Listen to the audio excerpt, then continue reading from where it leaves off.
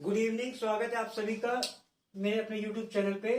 तो हम आज एक नए क्वेश्चन के साथ दोबारा, ठीक है।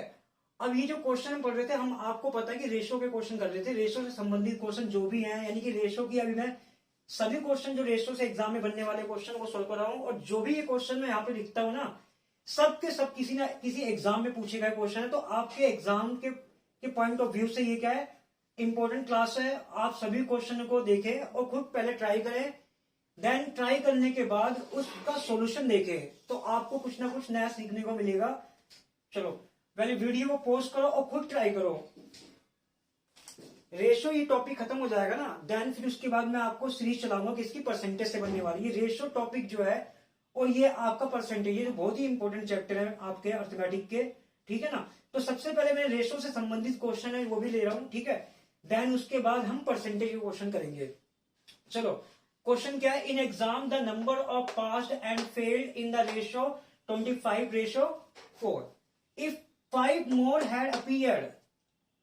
अगर 5 लोग और होते, ठीक है, 5 लोग नंबर यानी अपीयर होते और फेलियर वाज 2 लेस, अगर कम यानी 2 कम फेल हुए होते एज कंपेयर टू पहले वाले से, तो the ratio pass to failure becomes कितना 22:3। मतलब अगर ये कंडीशन अप्लाई होती, मतलब पहले जो भी था पास और फेल, उसका रेशियो दिया आपको 5, यानी 5 लोग और आते, फेलियर 2 कम हो जाते, जिसकी वजह से ये जो गिवन कंडीशन थी ना वो चेंज होके कितनी हो गई 22:3। और आपसे पूछा गया total number of student who appear at the exam is, यानी कि उन विद्यार्थियों की संख्या बतानी है आपको जो एग्जाम में अपीयर हुए थे। तो मैं आपको इस क्वेश्चन को करने की बहुत ही बेहतरीन तरीका बताता हूं आपको। मैं आपको बिल्कुल बेसिक, इसका पहले बेसिक हम जानेंगे बेसिक क्या है, फिर इसका बेसिक के बाद हम जानेंगे इसका ये क्वेश्चन एक लाइन में हो सकता है क्या, मतलब इसको करने की टेक्निक बताऊंगा मैं आपको। अगर आपने मेरी सारी वीडियो का रेशियो वाली देखी होंगी तो आपको टेक्निक पता चल गई होगी। जिसने भी वीडियो नहीं देखी तो देन आप देख सकते हैं, ठीक है। और अगर वो आपको क्वेश्चन आते हैं, अगर आपने वीडियो देखी है, तो देन आप इस क्वेश्चन को बेसिक से ना करके डायरेक्ट, यानी कि इसमें मल्टीप्लीकेशन की ट्रिक लगा सकते हैं। मल्टीप्लीकेशन की ट्रिक मैंने लास्ट क्लास में बताई थी आपको कैसे करनी है। तो मैं लेकिन बच्चों की डिमांड में को ध्यान में रखते हुए मैं आपको पहले बेसिक बताऊंगा, देन फिर ट्रिक्स बताऊंगा, ठीक है ना। इस क्वेश्चन को करने का मल्टीप्लीकेशन का मेथड बताऊंगा कि इजीली तुम कैसे सॉल्व कर पाओगे इस क्वेश्चन को एग्जाम में, ठीक है ना। हमें टाइम बचाना है एग्जाम में, ताकि जो क्वेश्चन टफ हो उसके ऊपर टाइम लगा सके। अगर क्वेश्चन जल्दी हो रहे हैं तो जल्दी करो, बाकी कोई टफ क्वेश्चन आ जाए, जैसे लेंथी आ जाए जो ऑप्शन से भी ना हो, तो सारा टाइम उसके अंदर इन्वेस्ट कर दो। और जो क्वेश्चन लगा आपको ऑप्शन से होने तो डायरेक्ट कर दो उसको। देखो सबसे पहले मैं ले चलता हूं इस क्वेश्चन को का बेसिक क्या मेथड है वो देखते हैं। बेसिक से कैसे सॉल्व करेंगे इस क्वेश्चन को मैं बताता हूं आपको सबसे इजीएस्ट वे में। देखो समझो बात को, आपको दिया है रेशो दे रखा है किसका किसका, पास और फेल का। अगर मैं पास और फेल को आपस में मिला दूं, मैं बोलता पास और फेल को आपस में मिला दूं, तो टोटल स्ट्रेंथ आ जाएगी, मतलब टोटल स्टूडेंट आ जाएंगे। तो मैं कहूंगा टोटल स्टूडेंट्स क्या होगा, कैसे लिखेंगे, टोटल स्टूडेंट्स लिखेंगे। और मैं देखो इसमें क्वेश्चन में ना दोनों का जो वैल्यू लास्ट में है ना, ये फेल है और यहां पे भी देखो फेल है, तो नीचे वाली वैल्यू को फेल को कंसीडर करके चलूंगा क्वेश्चन में, फेल को। Total student upon fail. तो आप मुझे बताओ टोटल स्टूडेंट अगर देखूं पास इतने हुए फेल इतने हुए, अगर दोनों को मिला दूं तो टोटल स्टूडेंट नहीं आ जाएंगे। तो और ये रेशियो में तो मैं लिख सकता हूं, रेशियो को आप लिखो ऐसे लिख सकते हो 29x total student upon fail, fail कितने 4, अगर x माना है आपने कॉमन वैल्यू को तो यहां भी x लिखना पड़ेगा। मतलब मैंने मान लिया कि टोटल स्टूडेंट अगर 29x है तो ये फेल की वैल्यू 4x होगी। ये गिवन कंडीशन आपको एग्जाम में दी हुई है क्वेश्चन में, ठीक है। ये क्वेश्चन है, ये कहना चाहता है, ठीक है। अब क्वेश्चन में देखो क्या है, अब इसमें क्या करें क्वेश्चन को सॉल्व। देखो अब मुझे बताओ, आप सभी लोग बिल्कुल ध्यान से देखो। इसने बोला 5 मोर हैड अपीयर, मतलब अपीयर 29x हुए हैं, 5 मोर आएंगे तो 29x जो थे उसमें 5 और ऐड कर दिए, टोटल स्ट्रेंथ आ जाएगी न्यू वाली अकॉर्डिंग टू गिवन कंडीशन। और जो फेलियर 4x थे वो 2 लेस हो गए, देखो यहां लिखा है 2 लेस हो गए, मतलब नीचे वाली फेल वाली वैल्यू नहीं क्या हो गई 4x, तो पहले थी 4x लेकिन 2 इसमें से कम हो गई तो 2 कम कर दो।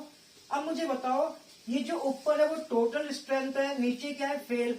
अब देखो इसके अकॉर्डिंग टोटल स्ट्रेंथ कितनी आ जाएगी, पास और फेल को मिला दो तो 25 आ जाएगी। टोटल स्टूडेंट ऊपर अगर ये लिखे हुए तो नए स्टूडेंट टोटल 25 आ जाएंगे।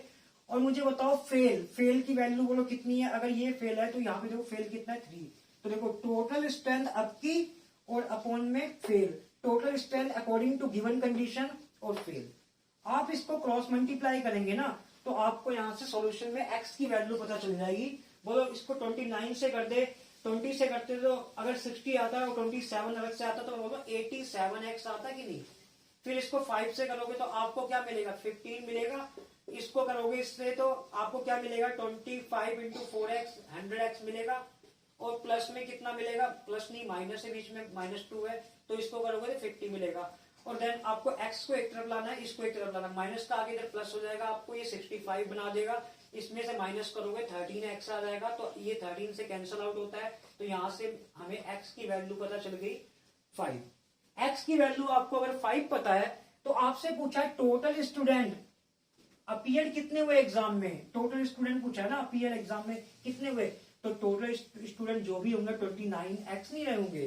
तो आपको 29x की वैल्यू निकालनी है तो 29x निकालना है, तो 29x निकालना है, 29x निकालना है तो आपको 29x तो पता चल गया, पुट कर दो और आप इसको मल्टीप्लाई करते हो तो आपको ये वैल्यू यहाँ से मिलती है 145, जो कि हमारा आंसर होगा। टोटल स्टूडेंट कितने रहे होंगे क्लास में 145 स्टूडेंट रहे होंगे, ठीक है ना।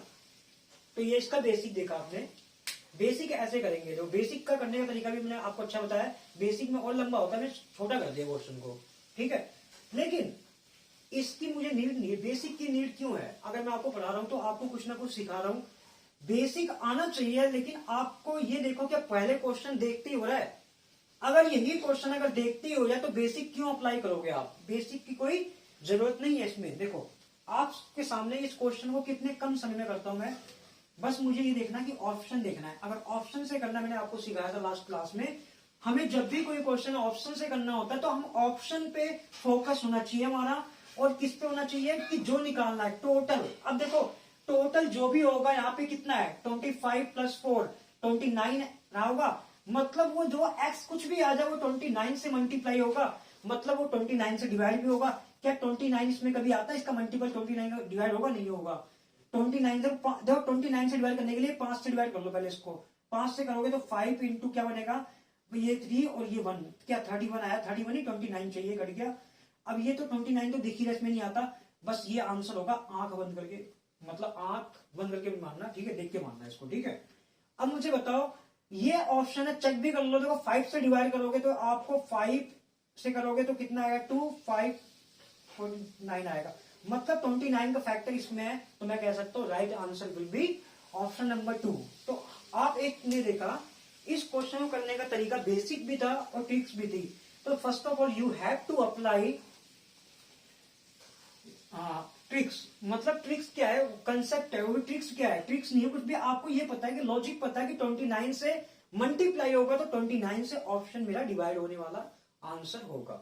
चलो वीडियो को लाइक एंड शेयर करें, ठीक है। आपको कुछ पूछना है तो कमेंट में पूछ सकते हैं, ठीक है। नेक्स्ट क्लास में हम मिलते हैं नए क्वेश्चन के साथ, रेशियो के नए क्वेश्चन के साथ मिलेंगे। चलो बाय, टेक केयर।